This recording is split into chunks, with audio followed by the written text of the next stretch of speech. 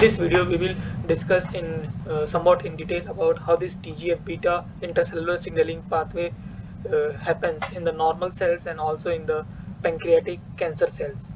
I forgot to mention here, but it is mentioned in the figures that we talk about pancreatic cancer cells.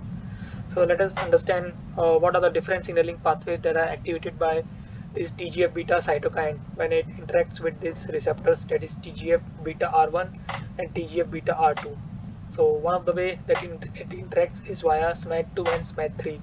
So the phosphorylation of this TGF-beta R1 and R2 leads to this complex formation of SMAD2 and SMAD3, and this complex of SMAD2 and SMAD3 forms another complex with the help of this by interacting with SMAD4, and thereby this will upregulate the this whole complex will go inside the nucleus and upregulate the transcription cofactors that are essential or that are related to this TGF-beta target genes. So this is one of the way by which this TGF-beta intracellular functioning occurs, or signaling occurs, intracellular signaling occurs, and this is known as SMAD pathway. And there is also another pathway by which the TGF-beta cytokine signaling occurs, and that is known as non-SMAD pathway. So in this case, this activation or phosphorylation of this TGF-beta receptors leads intracellular phosphorylation of this TGF-beta receptors leads to the activation of these pathways, that is P13K, RAS, ERK, P38, JNK, and GDPase, and these pathways will finally activate TGF-beta induced cell response, or in other terms, this will produce the same response that is produced by the upregulation of the transcription cofactor because of this SMAD2, 3, and SMAD4. So both of these pathways will induce TGF-beta related cell responses. And now we will understand how this. In the previous video we have understood, or we have just touch upon the topic that TGF-beta has dual function in the dual functions in the pancreatic not in the pancreatic cancer cells, in almost all the solid tumor cells, that initially during the onset of this tumor, TGF-beta act as a tumor suppression, whereas in the later stage of the tumor progression, it acts as a tumor promoter. So let us understand what are the changes that occurs during the initial stage of the tumor progression and during the final stage of the tumor progression. So this panel, that is panel in the middle one, represents the tumor progression in the during the onset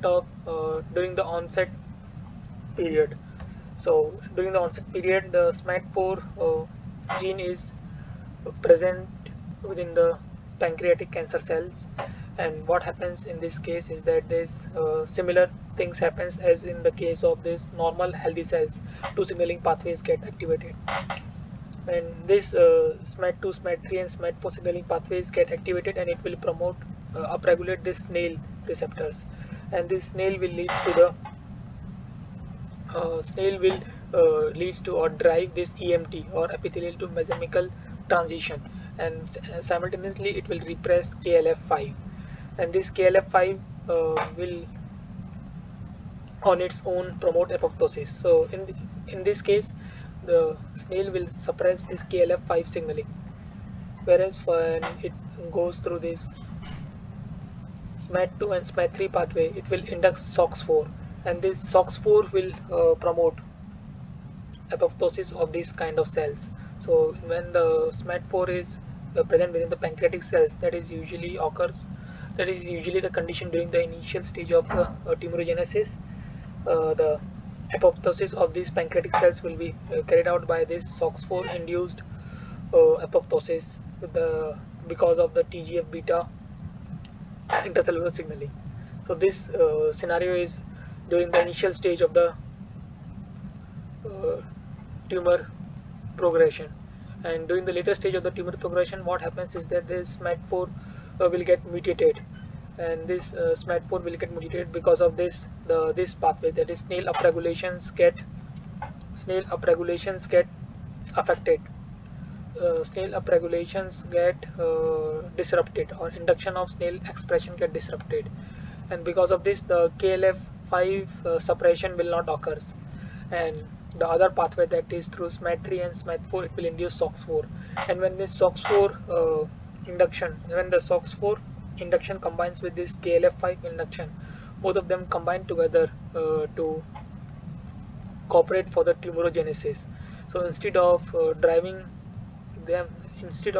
this uh, cells towards apoptosis, the combined effect of this KLF5 and SOX4 will promote tumorigenesis, or cooperate in the pancreatic cells towards tumorigenesis.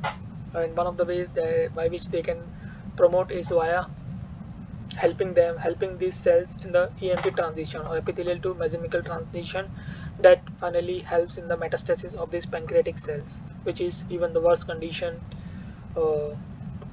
worst condition for the patients who have cancer, as in that case tumor will spread across different parts of the body or in different organs.